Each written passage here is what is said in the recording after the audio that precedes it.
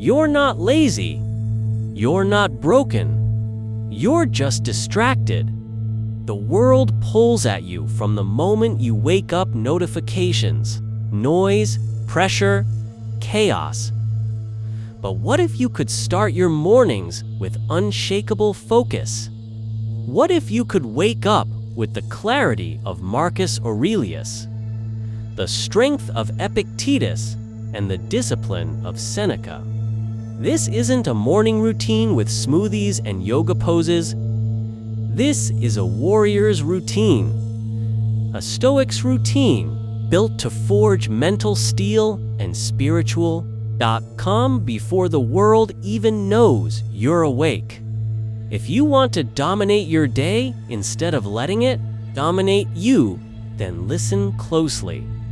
This is what powerful people do every morning without fail. These are the 10 things you must do every morning to become unstoppable. 1. Wake before the world. The moment you wake up determines everything. Not just how your morning goes, how your day goes, how your week unfolds, how your life plays out. And most people, they lose the battle before they've even opened their eyes. They roll over. They check their phone. They scroll. They drift. They snooze not just the alarm, but their potential. But a Stoic, he doesn't sleep through his destiny. He meets it head in darkness, in silence, while the world still sleeps. Marcus Aurelius, the Emperor of Rome, the most powerful man on earth, woke up before the sun. And even he had to fight the inner voice that begged him to stay in bed. He wrote, "You have to get up. You were born for this. You were not born to lie in bed under warm covers. You were born to rise and serve." That line is not a quote. It's a commandment. Let's be clear. This isn't about productivity hacks. This isn't about some TikTok 5 a.m. club routine. This is about something deeper. This is about winning the first and most important war of the Ditha, war against yourself. Because when you wake up early, when you rise before the sun, you're not just waking up. You are proving to yourself that you are in control. You're saying, "My body doesn't own me. Comfort doesn't control me. I am not a slave to pleasure. I am not here to cost, I am here to conquer." In the early morning, the world is quiet. No texts, no notifications, no opinions, just silence. That silence is a gift hand, the rarest kind of power, because in that space, you can finally hear your own thoughts. You can finally see your path clearly. No noise, no distraction. Just you, your mind, and your will. And the Stoics knew this. They understood that stillness is not weakness. Stillness is strength. By rising early, you create a space where the world hasn't infected your spirit yet, where comparison hasn't poisoned your mind, where urgency hasn't robbed you of clarity. It's just you and what you choose to become. And don't confuse this with being a morning person. That's a myth. No one is naturally wired to love discomfort, but the Stoic learns to love it anyway. Because on the other side of that discomfort is dominion over your time, your choices, your energy, and eventually, your entire life. You think discipline is something you build at the gym? No. Discipline begins at 5 a.m. It begins in the moment you hear your alarm and make the first decision of your day. Do I rise and rule, or do I roll over and rot? And you already know the answer. The answer is, get up. Move in silence. Prepare for war. Because no one remembers the man who stayed in bed. 2. Take cold showers. If your morning doesn't scare you a little, you're doing it wrong. The cold shower is not about hygiene. It's not about waking up. It's about sending a message to your body, to your mind, to your soul. The message is simple. I do not fear discomfort. I do not run from pain. I walk straight into it.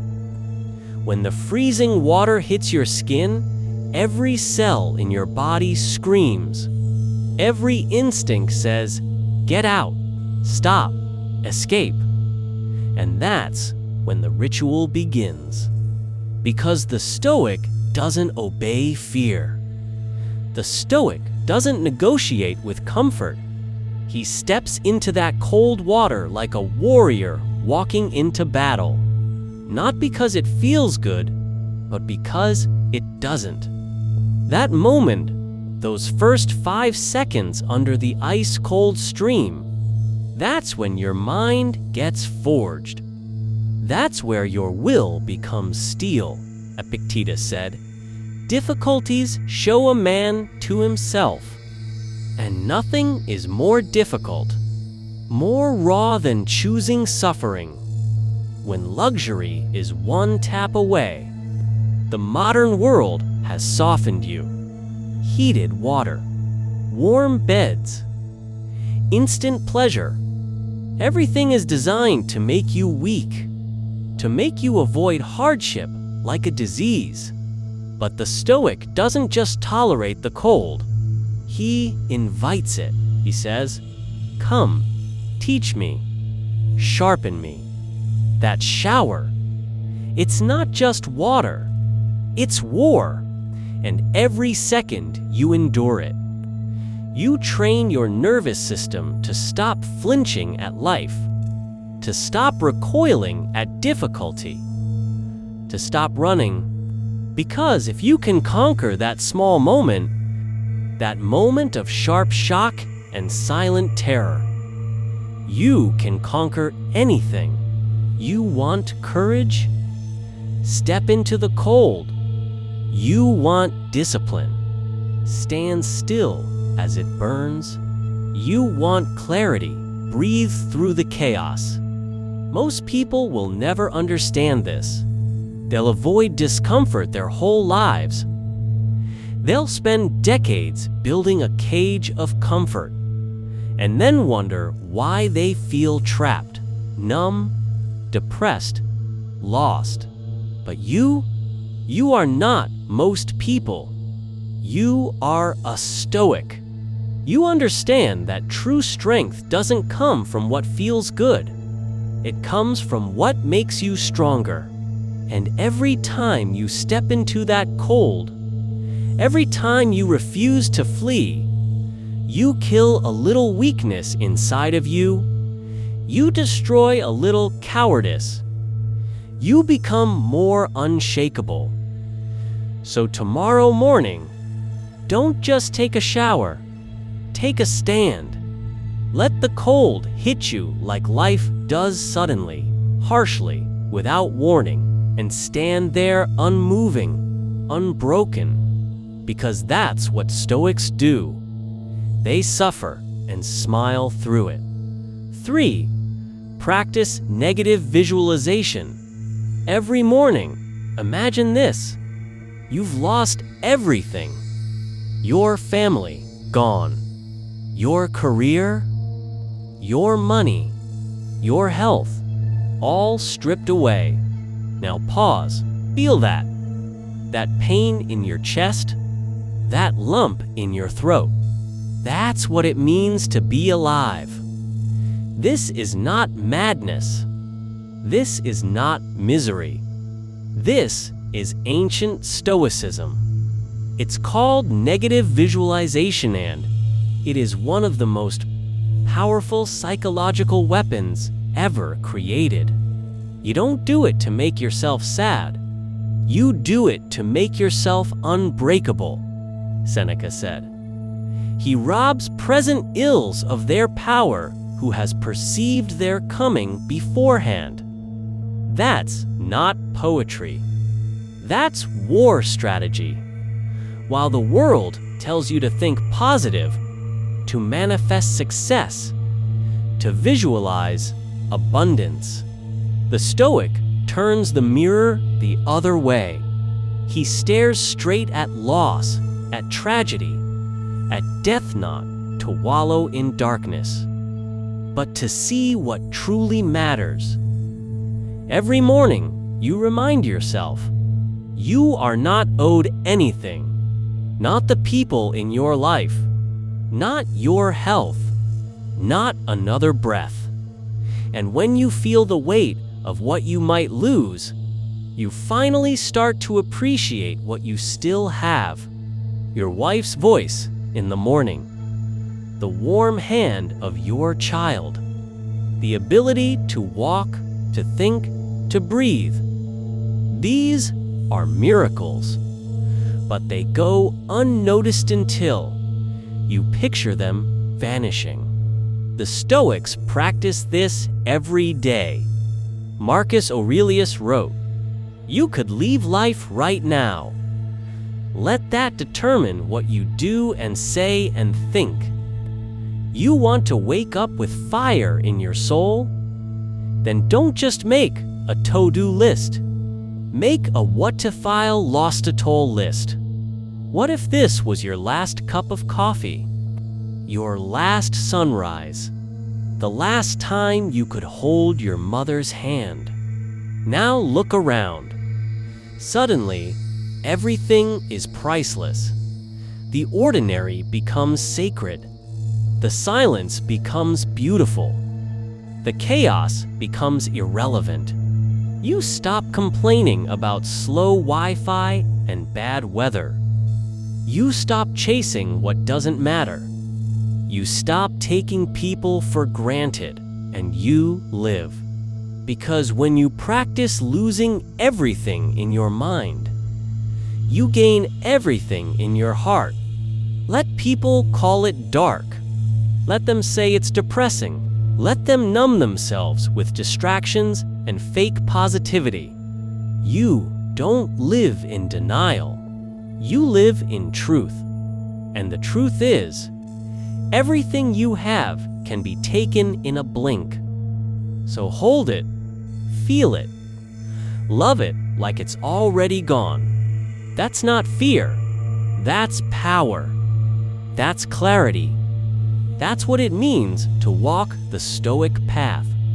And when life finally does take something from you, you won't collapse. You won't scream, "Why me?" Because you've been there. You've trained for it. You've already stared it down in the mirror every single morning. Negative visualization doesn't make you miserable. It makes you ready. 4. Journal with purpose. You want to master your day? Master your mind first.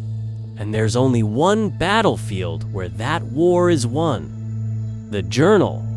Not the kind filled with dreams and affirmations, but the kind that's brutally honest, mercilessly clear, ruthlessly real. Marcus Aurelius, Emperor of Rome, wrote every day, not to impress, not for legacy. He wrote to survive, to stay sane, to stay grounded. That book we now call Meditations. It wasn't written for you. It wasn't written for anyone. It was a man's private war with his own chaos. His way of confronting temptation, ego, fear, and weakness on the page before they infected the world around him. So what's your excuse? You scroll, you rush. You escape, but you don't sit with yourself. You don't study your mind. You don't clean the mental garbage before stepping into the world. And you wonder why everything feels heavy, why you're always anxious, why you can't focus, because your mind is full, but it's full of the wrong things. Journaling is the Stoics' scalpel. You use it to dissect your thoughts, cutting away the lies, the noise, the fluff. Write what you fear. Write what you're angry about. Write what you regret. Write what you don't want anyone else to know. Because the page doesn't judge you. It exposes you. It frees you. Every morning, your journal becomes your mirror. Not the kind that shows your face, the kind that shows your soul. Right? What did I do yesterday that I regret? Where did I act out of impulse? Who did I disrespect, even with a glance or a thought? Where did I let my emotions drive me? And more importantly, how will I do better today? This is not about shame. It's about sharpening. It's not about dwelling. It's about evolving, Seneca said. Each evening, I examine my entire day. I look back at what I've done and said, I conceal nothing from myself. I pass nothing by. You want to grow? Then stop hiding from your flaws. Put them under the light. Study them. Bleed them out through ink. And on the other side of that ink is clarity. You begin to see patterns. You begin to see the ego's games. You begin to hear the quiet lies you tell yourself.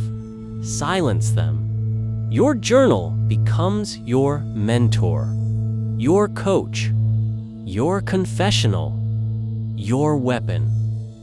So don't write what sounds wise. Write what's true, even if it's ugly. Especially if it's ugly, because the man who writes with purpose doesn't just survive the day, he commands it.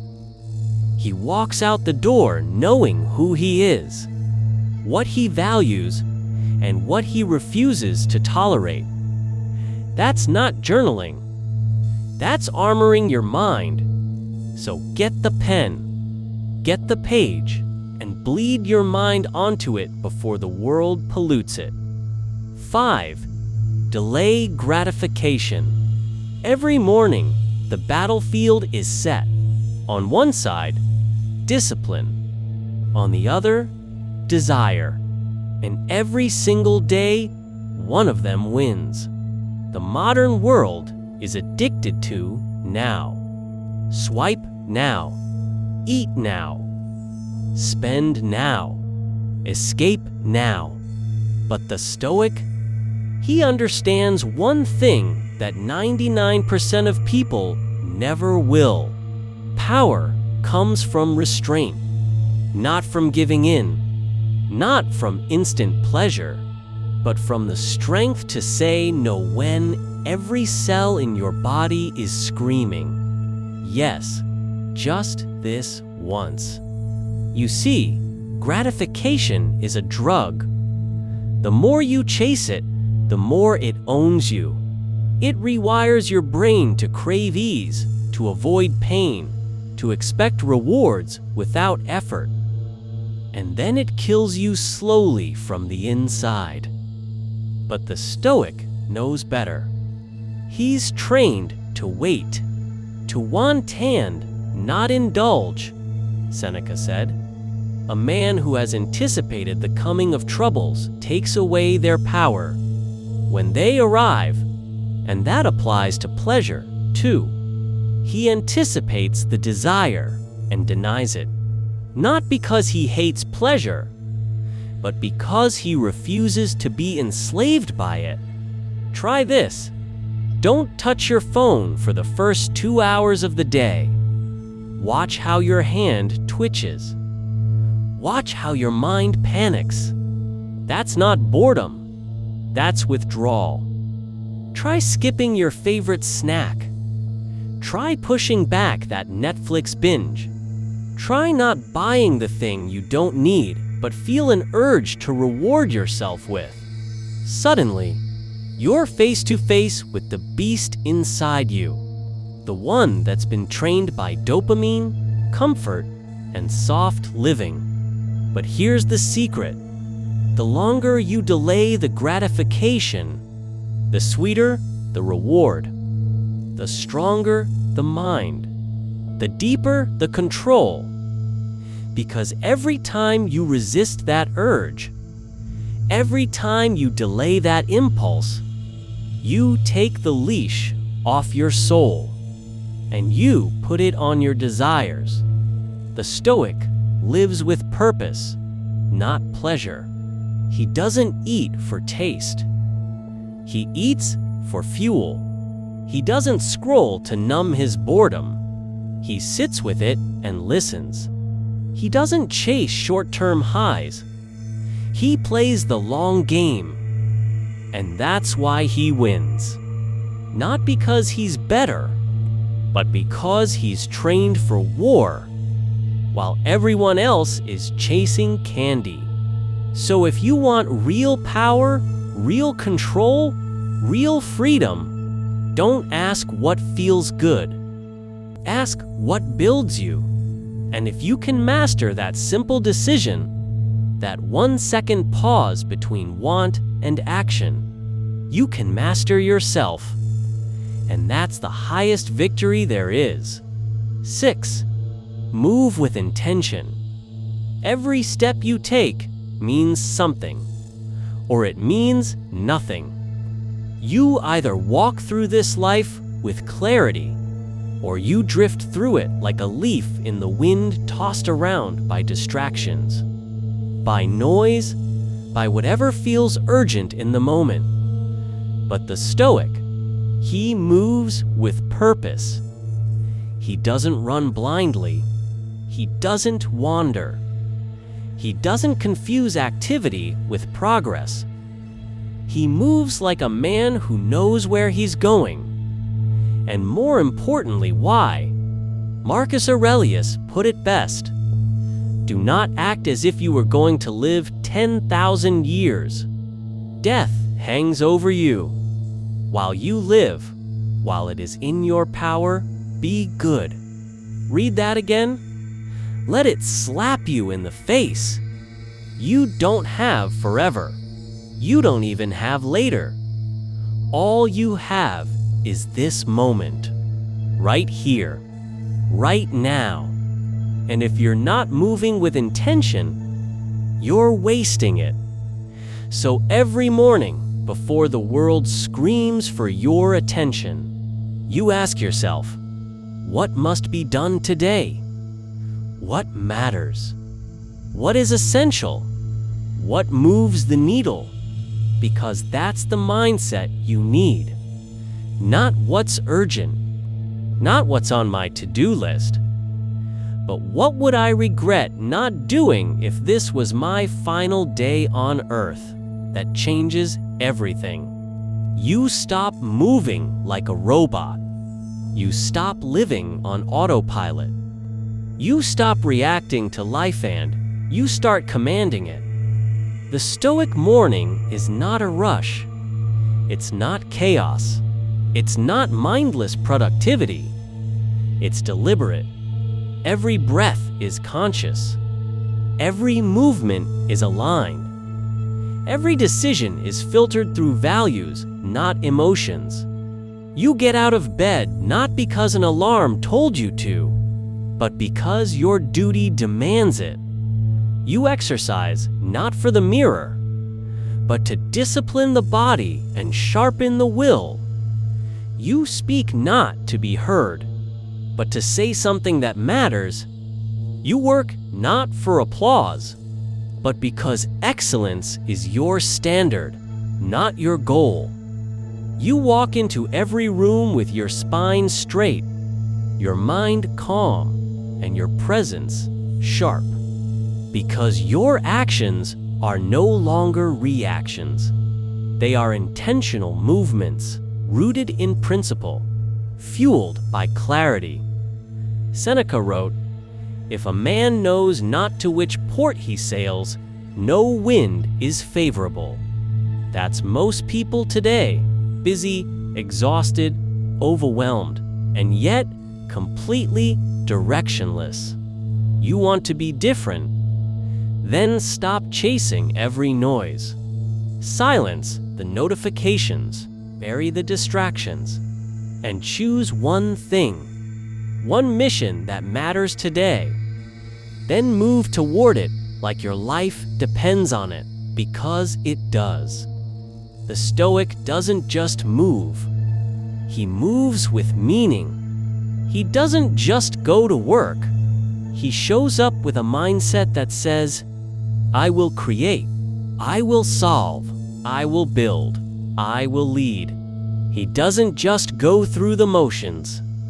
He infuses them with excellence even when no one's watching. That's why his actions carry weight. That's why his energy feels different. That's why people remember his presence even after he's gone. Before you go, ask yourself, are you living like this? Are your mornings a reflection of your values, or just a reaction to the world? We've only scratched the surface. We've revealed 6 powerful habits that Stoics lived by. But there are 4 more, and these next ones, they go deeper. They strike at the core of who you are, and they will change the entire direction of your life if you let them. So don't miss what's coming. In the next video, we'll uncover the final 4 Stoic habits that turn ordinary mornings into weapons of transformation, not just for motivation, but for mastery. So if this hit you, if you felt that fire somewhere inside you, share and drop a comment telling me which habits spoke to you the most. And don't just sit on this. Subscribe right now and hit that bell icon so you don't miss the next chapter. Because the next video, it's not just content, it's a wake-up call, and you don't want to sleep through it.